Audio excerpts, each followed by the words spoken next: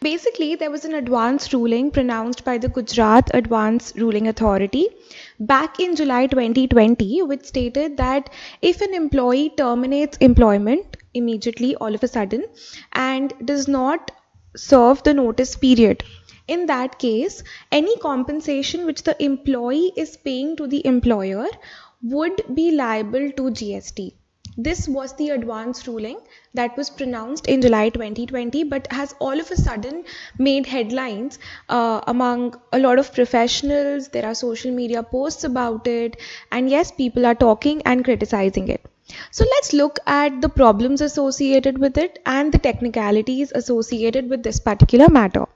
This will take us back to the service tax regime because there was a High Court ruling in the service tax regime which had clarified, which had clearly mentioned that this particular case is outside the ambit of service tax. Then why is it that an advanced ruling authority in GST has made this particular supply, rather it's not a supply, has made this particular event a part of the GST law? So let us go back to service tax. This is a guidance note. This is a guidance note which was issued by the CBEC back in 2012. Over here, if you can see on the screen, 2.9 provision of service by an employee to the employer is outside the ambit of service, which is very clear, which was there in service tax as well as GST, that any service that an employee is giving to the employer in the course of or in relation to employment is totally outside the ambit. It was outside the ambit of service tax, it is outside the ambit of GST as well. So why is it that this particular case is such? 2.9.2, 2.9.3, this is the question which was put before the board, that is CBEC. Would amounts received by an employee from the employer on premature termination of contract of employment be chargeable to service tax? Please note, this is a reverse situation.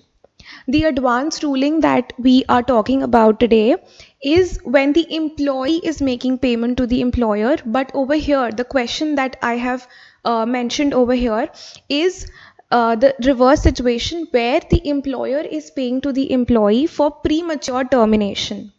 The board has very clearly mentioned that this is outside service tax. Now we've come to our case.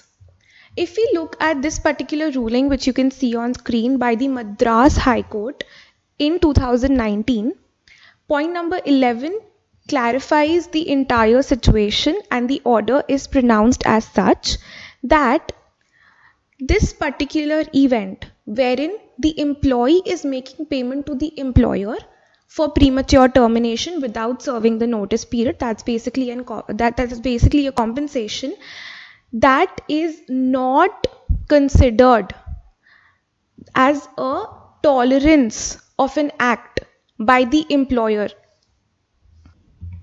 So therefore, it wouldn't be considered that the employer has rendered any service to the employee in this particular case. Also, let me compare the service tax law with the GST law. In the service tax law, the definition of service includes declared service, wherein it is mentioned that any act, when you're refraining to do an act or you're tolerating an act, that would be considered as service. In this particular case, what has been mentioned or what has been pronounced by the High Court, by the Madras High Court, is that the act of the employee leaving early is not something which is a supply, that is, which is not a tolerance of act by the employer. Rather, he has permitted a sudden exit.